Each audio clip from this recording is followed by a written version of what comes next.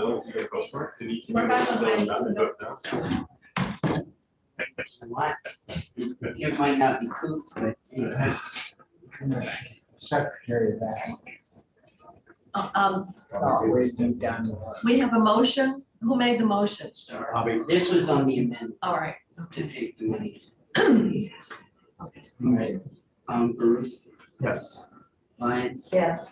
Kirchler, Yes. Sears and here, Star, Yes. Westman, yes, Kitchell. Yes.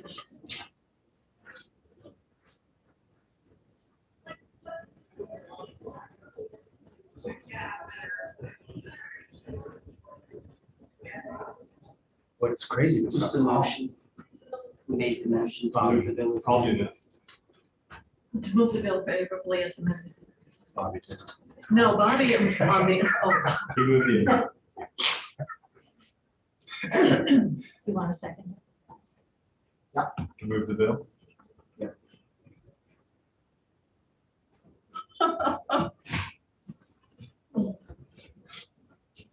all right. So we have a motion to move the bill favorably as amended. We'll call the roll. Bruce, Yes. Lyons. Yes. Kirchler. Yes. Sears isn't here, Star. Yeah. Westman's no, Kitchell. Yes. Most favorite. You're good. The You're reporting it. I'm willing to report it.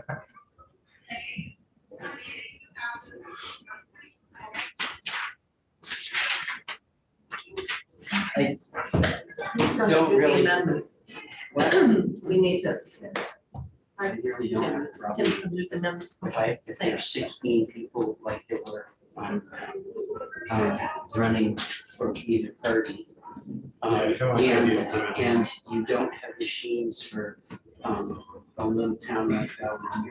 I'm looking at it going, Well, they're gonna yell at me. a lot depends on, Well, it's permissive, so that nobody has to. And I think it might be a good idea if they limit, like, don't choose your top 16 choices, like. I you only think get that the top. they drop off a whole lot. It's- So now we're on to S-133, which is education law. And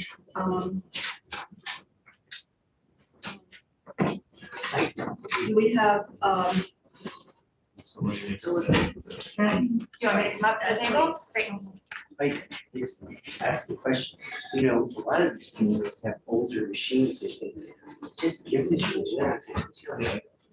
Tell them to get rid of themselves. I got no problem telling them to get rid of themselves for using the machine. I think that, like when my town was forced to do it, we didn't have to pay for it. They're just like, you are gonna use this. And Bell here comes in about 1 o'clock.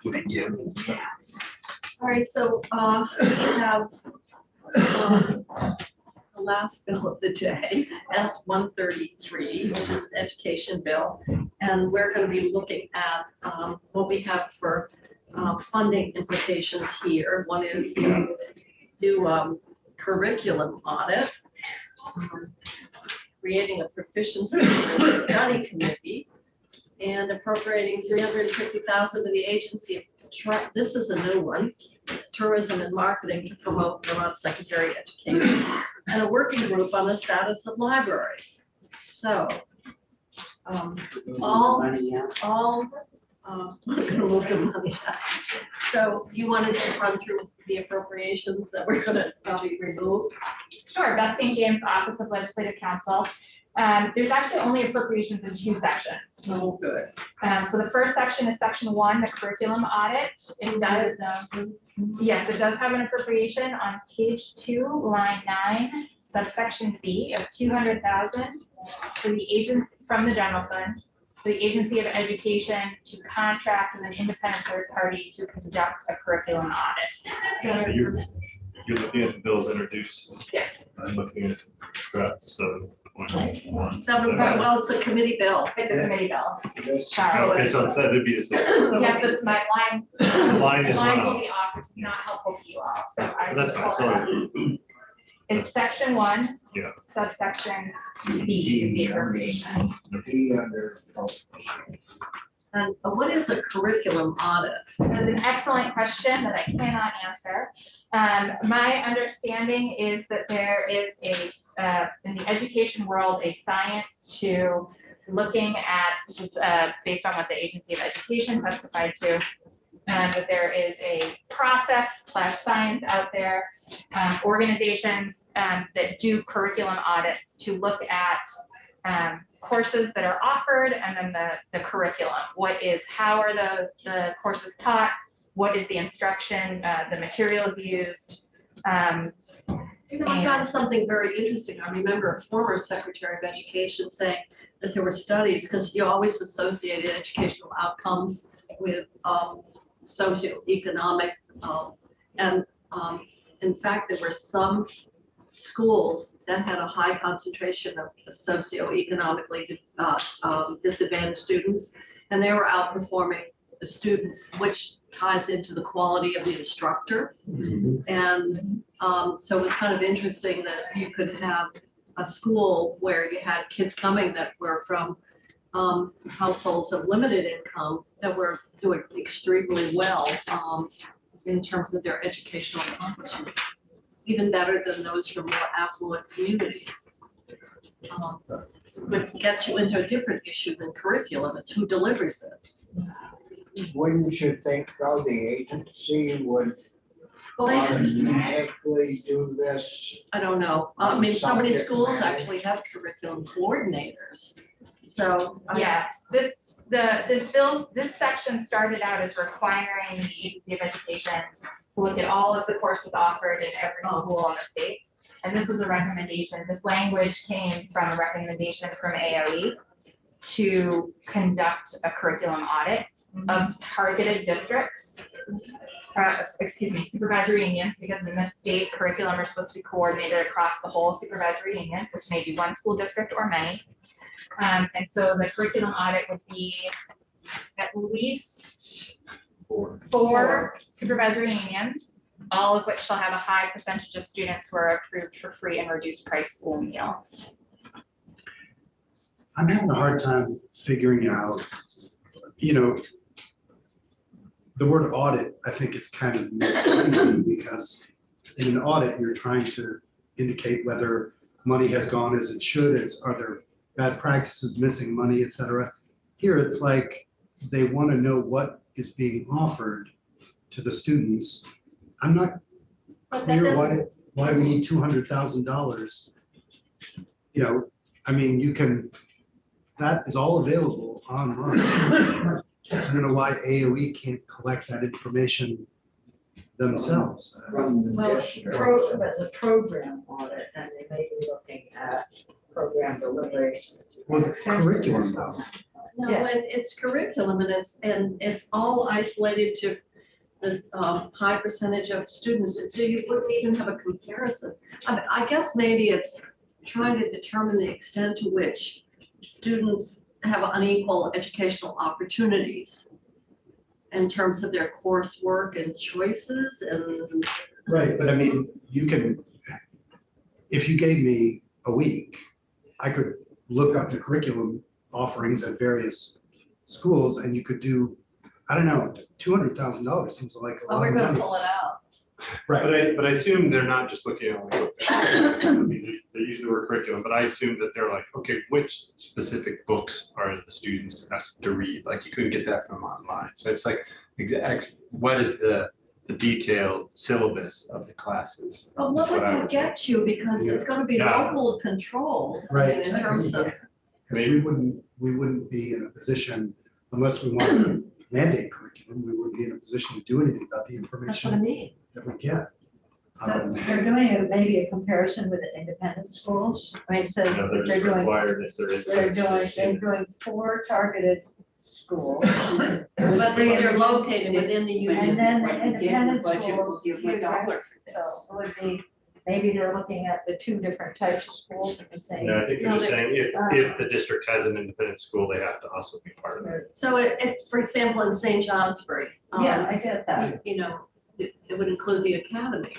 Could just count. But actually, that would be very interesting because if you took the academy probably would raise, I mean, if you look at the curriculum there and 40 different countries and the range of courses, that would really skew your, if you selected that one, but go ahead.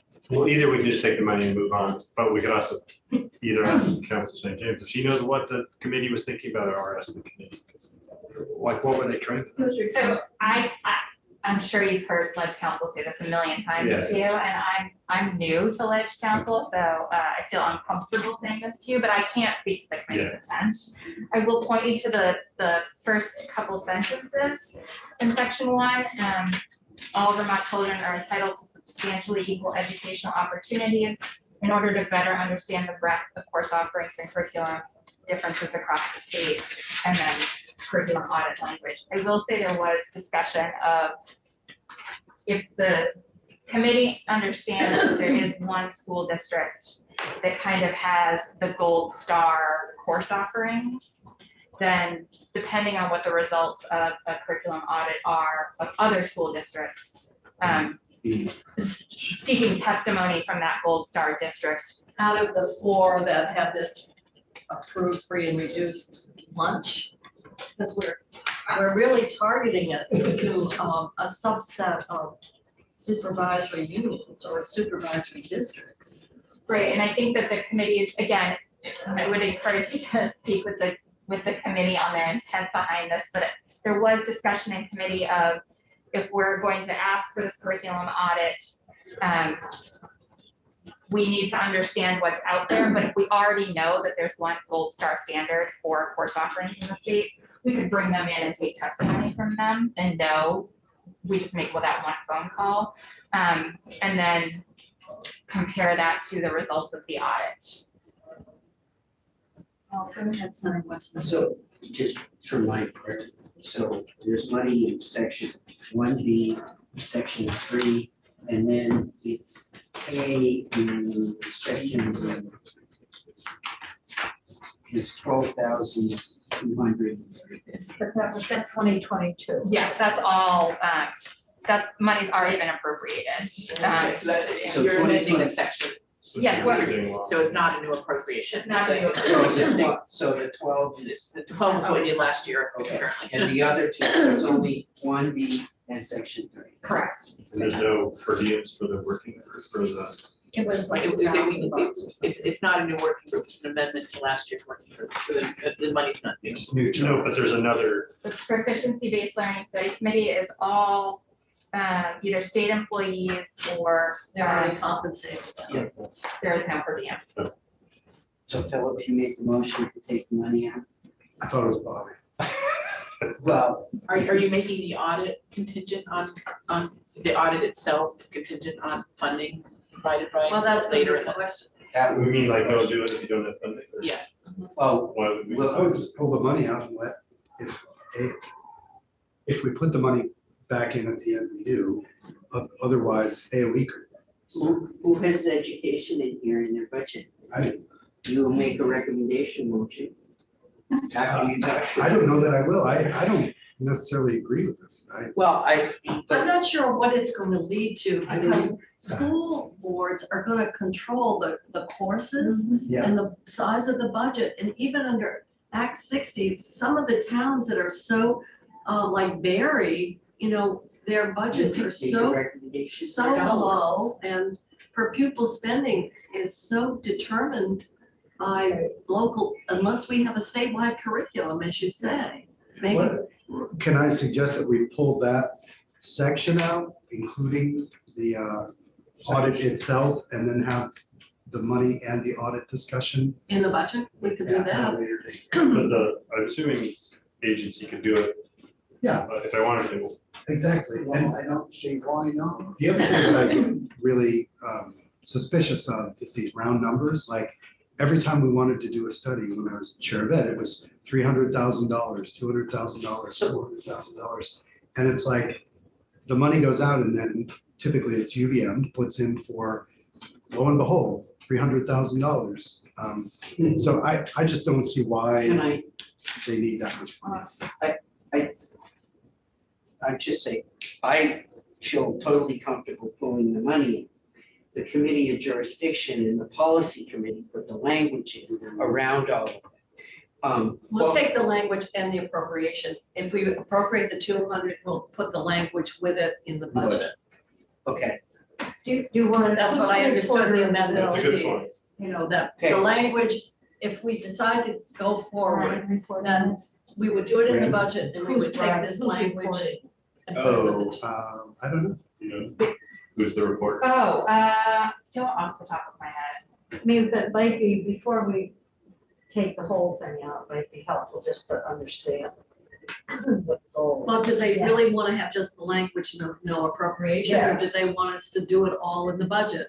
Which you're gonna do with the Or study not. committee on Well, they're construction. not gonna do anything until they get the money, so we might as well put the language and the money together. Seems, in the budget. seems logical. so it's section, what you're moving to? This is section 1. The curriculum All audit, one, yes. Three. Because what we're saying is the language and the money would go together. I got that. So Senator Ruth made a motion to, Well, Well, and also, section 3 has the money. I already got that down there, and I'm making a motion, yeah, we're removing the, I'll second.